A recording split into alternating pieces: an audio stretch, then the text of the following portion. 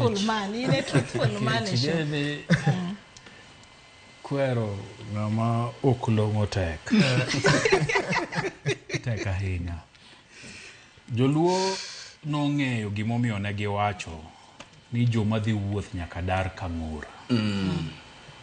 Joluo nong'eyo.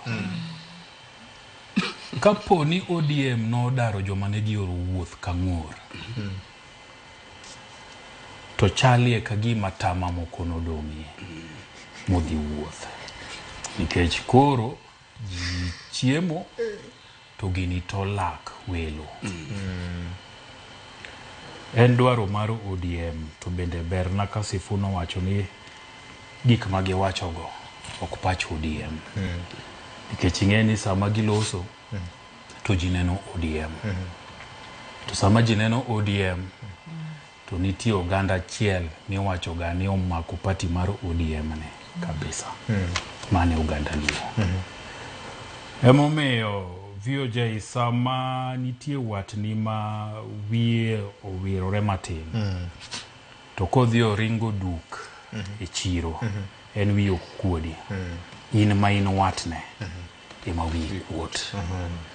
Koro in kaka watne nyaki manya ni to ere kaka ubro dhi dinone kamoro ma umie law to utere osiptal. Mondo dhi ayud konya madwarore.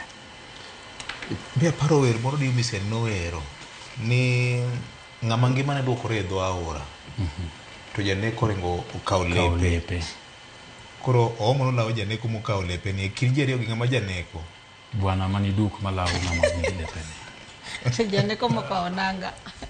Again VOJ ni ODM ka ji nitiere ma wigi ler. E od bura to kata mane party structure. Ageno ni gibro luongo Junet to gibet kode piny. To gikone ni wuoyi matin. Dimos. Idwa dhi matek ahinya. Tageno ni kata Joho kata bed mnani koro kano yiere koro kene ja party. Ageno ni jakom mar party gi Ogai Makojolo. Gihero chenro ni. Giwinjo. Gibro go kod gi mbaka December lach. Giluonga gie kamoro gibed kod gi piny mondo giwachne gie ni chama mar ODM manooro gini en chama manitiere gigo mong'eye godo, ok gik ma giwachogo. Ok mila ma Junet wacho ni uchumi dhi maber ni Kenya osetimo. Emomiyo ing'e ni samoro nitie gimoro iwache mbui kae ni kik iwach ni uchumi mar Kenya rach, wach ni ne midhi marach. Chal ni Junet dhi maber.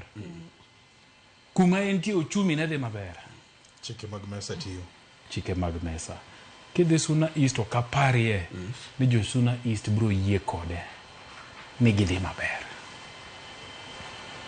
Sach kwe mondo parie Junet gi Joho. Erokamano. Sine wacho ni December koro